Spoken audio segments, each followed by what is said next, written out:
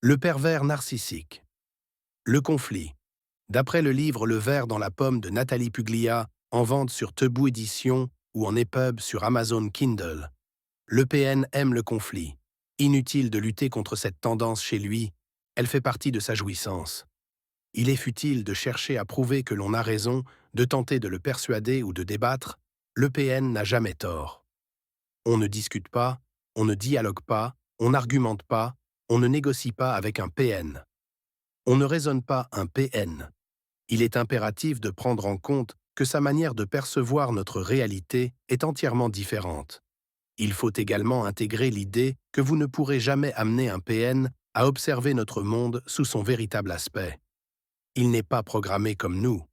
Comme le souligne la psychologue Ramani Durvasula, spécialiste du narcissisme, discuter de manière logique avec une personne narcissique est vain, car elle ne sera pas réceptive. Le PN n'écoute pas.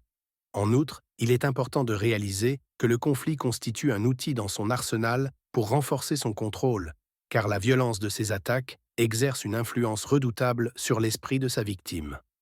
Le pervers narcissique apprécie les disputes, car elles répondent à son désir de s'alimenter d'autrui à travers le contrôle exercé par l'agression.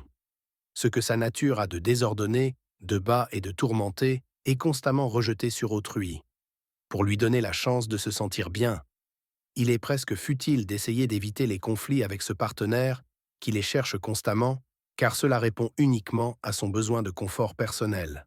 Il le planifie, l'élabore et l'utilise à bon escient dans sa stratégie d'emprise. Il conserve même des dossiers alors que la relation est à son apogée, dans le but de les utiliser ultérieurement pour susciter une querelle ou pratiquer du chantage. Le PN est dans le calcul en permanence.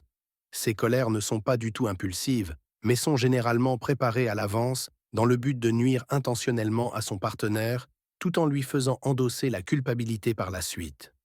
Ainsi, l'autre est prêt à tout pour se faire pardonner.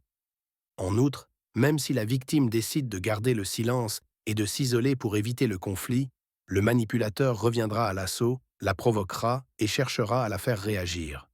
Il provoquera une confrontation, n'hésitant pas à bousculer ou à agresser sa victime. On n'ignore pas un PN.